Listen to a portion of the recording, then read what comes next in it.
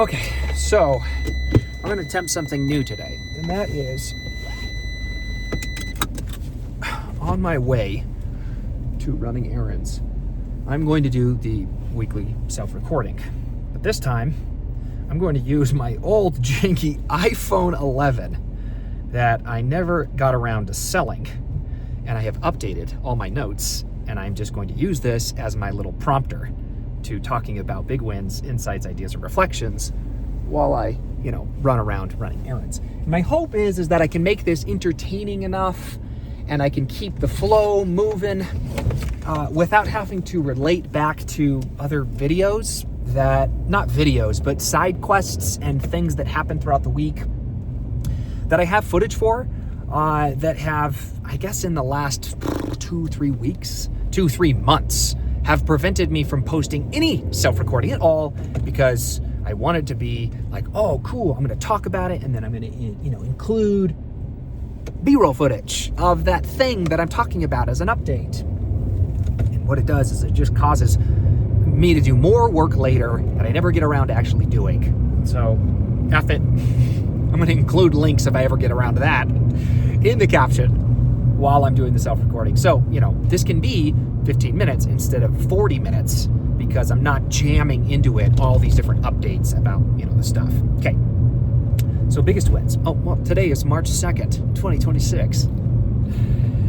Biggest wins. This last week, I failed the real estate exam. It's not really a big win. I missed it by one question.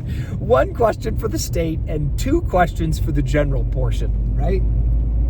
Now, granted, I've been doing a whole lot of other stuff, right? And I've only spent $69 total in actually signing up for the exam because Artie, shout out to Artie Real Estate Exam. The whole course is free. But I spent about 4.5 hours soft studying and then 5 straight hours hard studying. And it was 4.5 hours the day before, 5.5 hours the morning of, and then I went and took this 4-hour test. And I will say that around hour 3,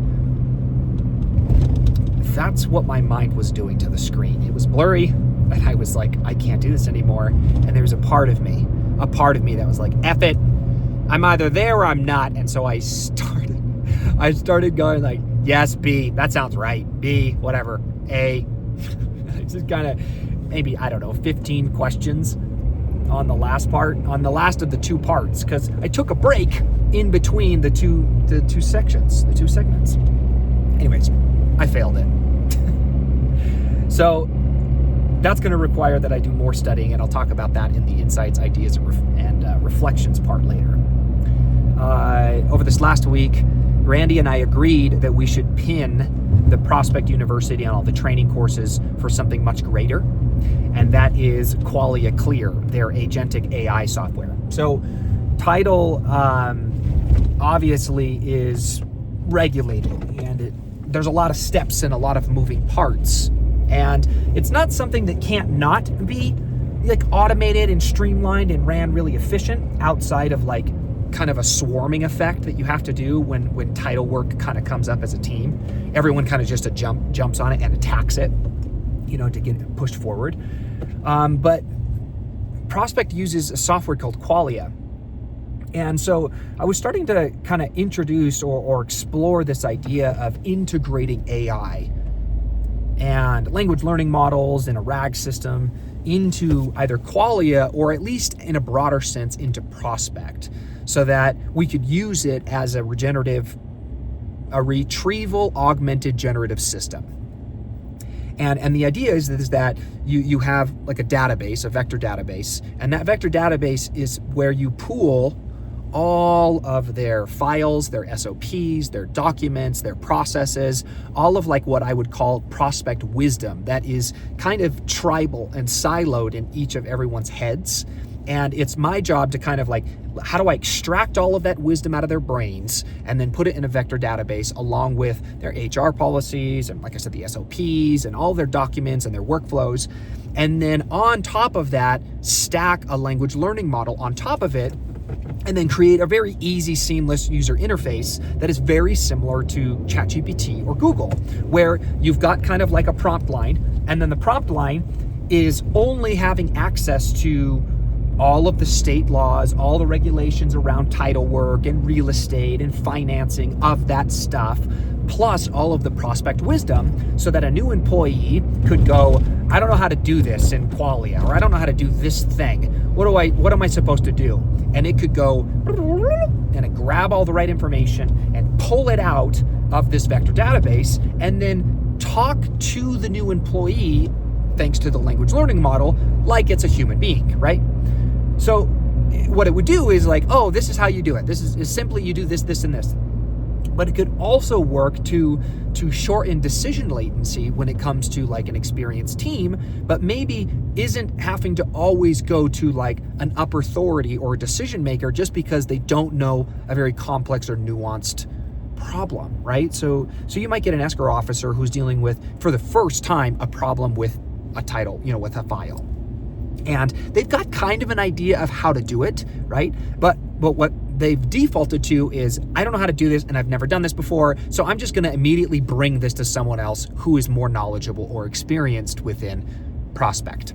And what it does is they end up having to wait for that person. Maybe that person's in the middle of a meeting, or that person's not even there, or they're going to have to contact them and they're busy. And so now it's a bunch of like, okay, I have this problem. I don't know how to move forward with the problem, but I kind of know how to solve the problem. But I'd rather just have someone else solve this problem for me, but that someone else is busy, okay?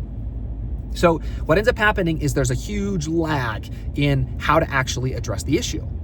On top of that, no one's learning how to problem solve. It's just they're problem solving up to their amount of knowledge and experience. Outside of that, no one's leaving their comfort zone or thinking creatively on how to solve problems.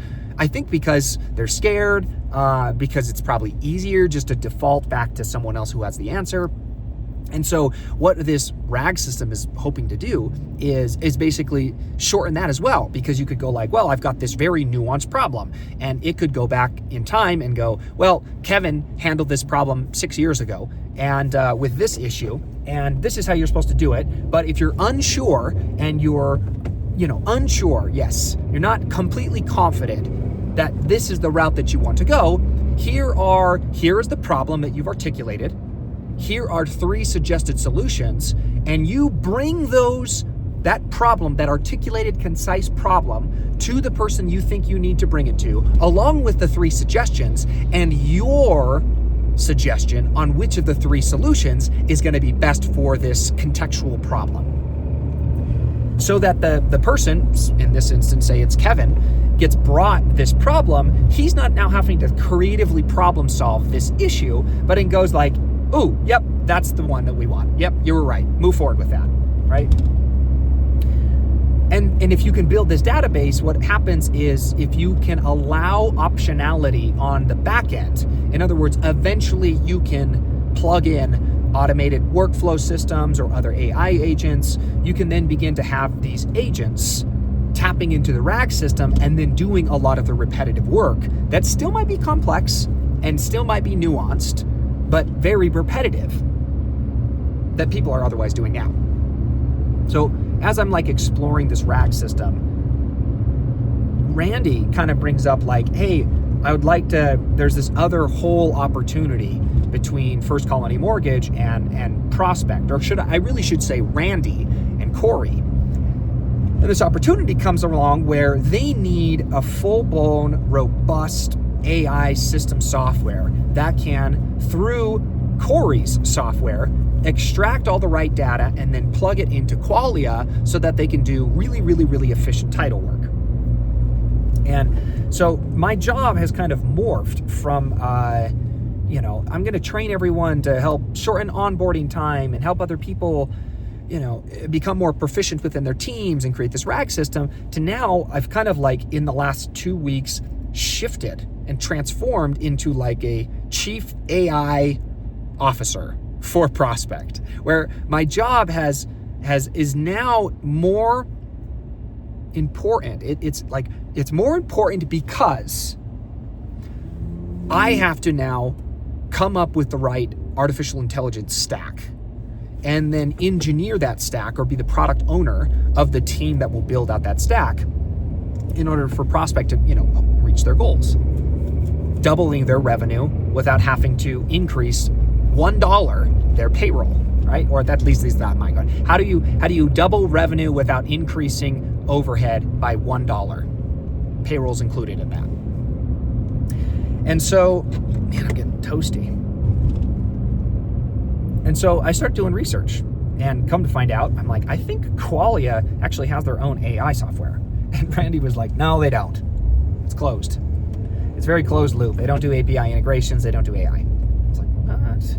Are you sure? He's like, yes, Carrie. I've talked to Old Republic. They know. I was like, all right, well, I'll figure out if there's other options of software that can work for you, for this core AI opportunity. And I kept reverting back to like, Randy, I think Qualia does the AI stuff. So he's finally like, all right, why don't we just have them get on a call with us? So like, okay, cool. Here's all the questions that you should ask about their competencies, their capabilities, if they can do AI stuff, if they can't, and if they can do API integrations and all that stuff. So basically we get on this call and they point blank say like, oh yeah, we can do all of this. Yes, we can do all of this AI stuff. And also we have an agentic AI built into Qualia already called Qualia Clear. And basically all the stuff or most of the stuff in the next year that title work has to be done can be done by this agent. So he's blown away. I'm blown away. We get on another call 2 days later to demo this thing, right? We demo it and, shoot. I'm gonna have to pull this off because I guess that's what happens when you freaking try to do multiple things at once and you leave the car in gear. Yeah, I just killed it. Okay, so we have this demo meeting with them. And in this demo meeting, they basically show in our account, prospect account, how amazing this AI software is, this agentic AI software is already, okay? And it's so mind-blowing that they're like, yeah, we can get started immediately, but you're gonna have to sign like a year contract. And it's hefty. I don't want to tell numbers. I don't want to disclose numbers, but it's very expensive. And it's not like in replacement of how much Prospect is already paying for Qualia. It's in addition to what Prospect is already paying for Qualia. So yeah, like I said, I'm not going to disclose the actual numbers because I don't know if I'm privy to do that. It's a lot of money. I mean, a lot of money. Because I was the one who freaking asked on the call with them, like, all right, so how much is this going to cost, huh? All right, let's brass tacks, tell me how much this is going to cost. And I'm still trying to wrap my mind around it. So we get done with this call, and after we get done with this call, Randy basically says like, you know what, put a pin in all of the education stuff, because if we can figure out this Qualia Clear, as well as this RAG system that you're wanting to create, and we can do those two things at the same time, we might not need to create a training program at all, and we'll still be able to double output, or in other words, we'll be able to double the capacity or potential performance that our current teams can already do, so we can take on another builder that might generate,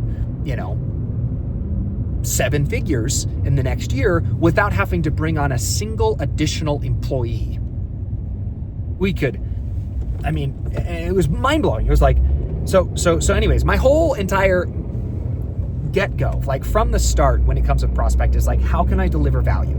How can I deliver a 10 to the 5th X in value, 10 to the 5th power in value?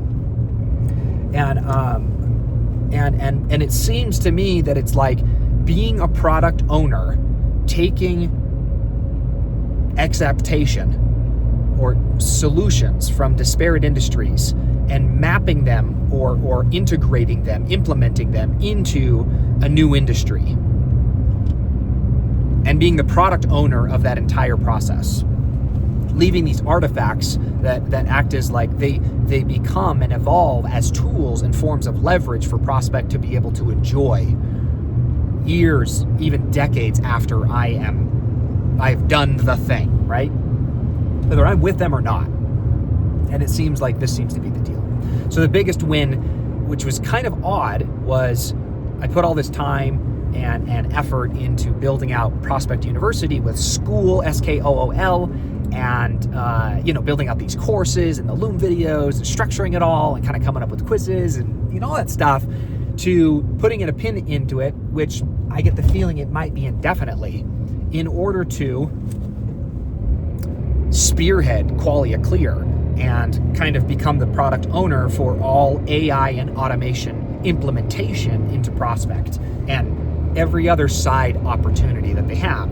That being the 1031 exchange company, that's something else, this opportunity that might blossom with Corey and all that stuff. Okay, so that's the second thing. The third thing is Rocky built out Trident and Cache Valley's websites, and they are gorgeous, absolutely gorgeous. I showed Brian the Trident website, and he was like, "You did this in a week?" And I was like, "Oh yeah, I did this in a week." Which is the glory of being a general contractor, right?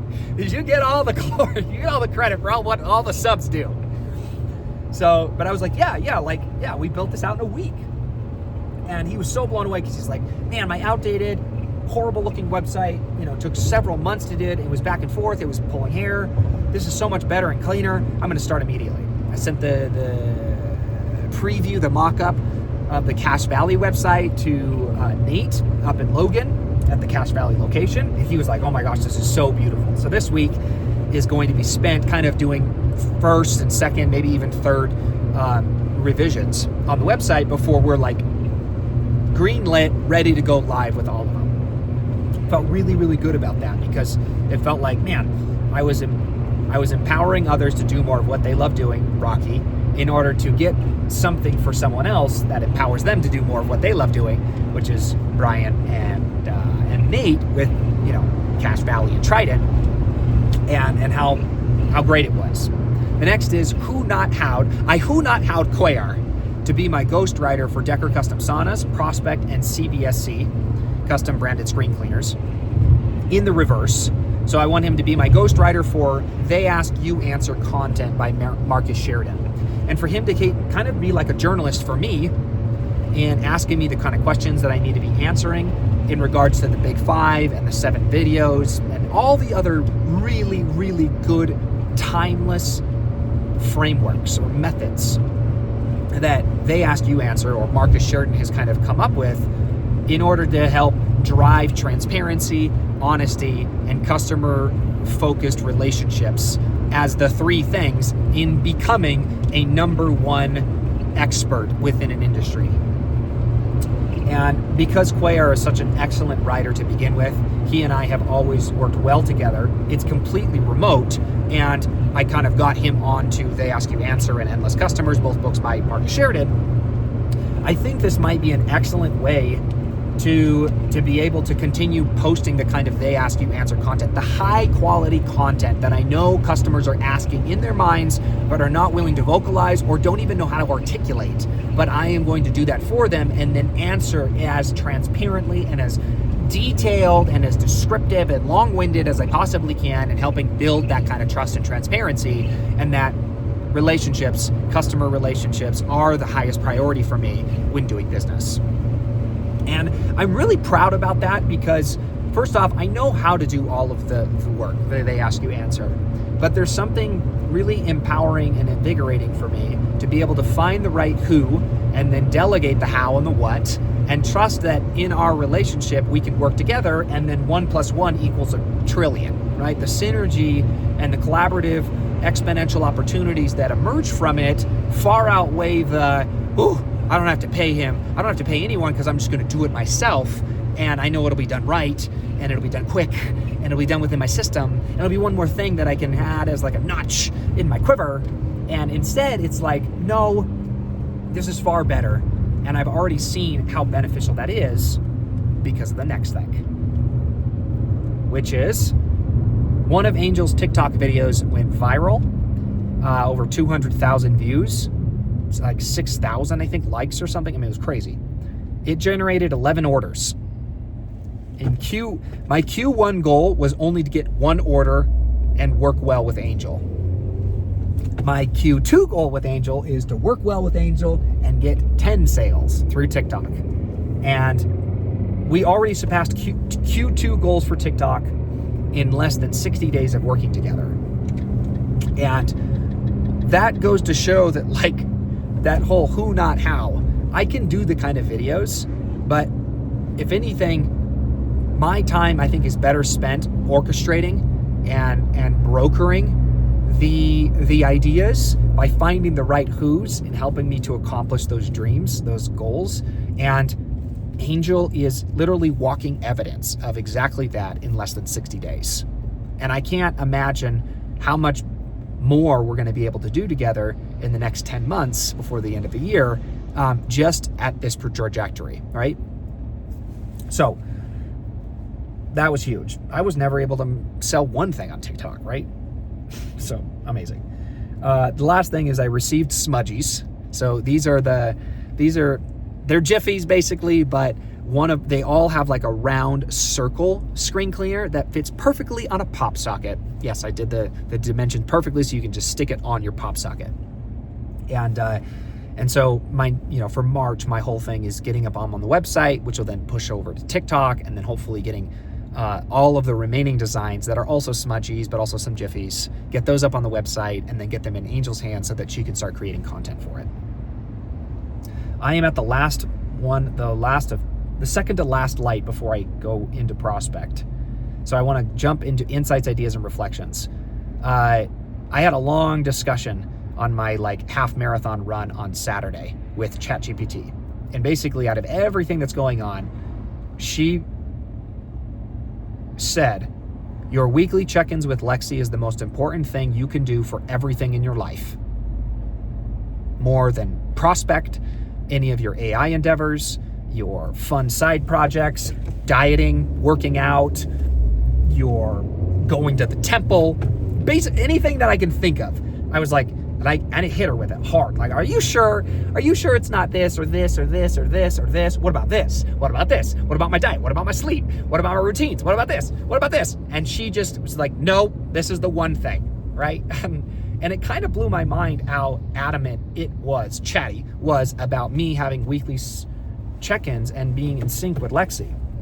But as it began to describe why, it really helped me understand, whoa, this really does positively affect everything else. And this really can be the one lever I need it to be in order for me to reach all these other goals that I think I've been trying to focus on. And because I have not been in sync on a consistent basis with Lexi, has prevented me from ever reaching them.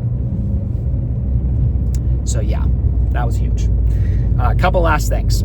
Horrible dream about Graham and my ego. Oh man, I'm still shook up about that. I did an audio recording of it, probably never share it, but it really helps me to recognize that the most important thing is my family, even above helping humanity. But the great thing about this, and this is what I learned from the nightmare, is that by first prioritizing God and family, you'll be able to do both. Impact humanity and maintain your relationships. And be able to stay focused on the one thing that's most important. Okay, I'm pulling in. So I have to be done, which is so great. Okay, there it is. Last two things. Two-step path to success. Have a simple idea and take it very seriously. Thank you, Charlie Munger. What if I did all my work and planning and scheming, all of my exercising and meditation and tinkering only while my boys were asleep or I was away? So that when I was with them, I was not sharing them with my ego. I wasn't looking up stuff on my phone or social media. I wasn't doing laundry while listening to a podcast while they're in the other room playing. I wasn't doing the dishes while they were in the other room or even at the kitchen counter with me, eating dinner. That was all stuff that was done while they were asleep or away from me at school, really. Yeah. I'm just going to leave it at that. Last thing is, although I failed the real estate exam by a few points, dedicating time to studying the forms and paying the money for prep agent is what will likely actually help me pass. I also have to think about it as as I've only spent $69 total, which was for the actual exam. With the first house that I was trying to buy with Connor Rockwood, I was trying to close in on Saratoga Springs. I spent $600 on an inspection that went nowhere because I never bought that house. And it's all information that I can't do anything with. And I ended up not getting that property. So I think that I'm being a little ridiculous being this cheap in order to just get this thing done with. So in other words, it's like $70 to have Prep Agent, to like subscribe to Prep Agent for a month. And then it's going to be another $70 for the exam, right? So I'm looking at I'm at $210 if I count the $70 the first time, $70 for the second time exam, and then the $70 for the Prep Agent for a month. And why am I doing this? Once I have my real estate license, I can start the brokerage with Connor.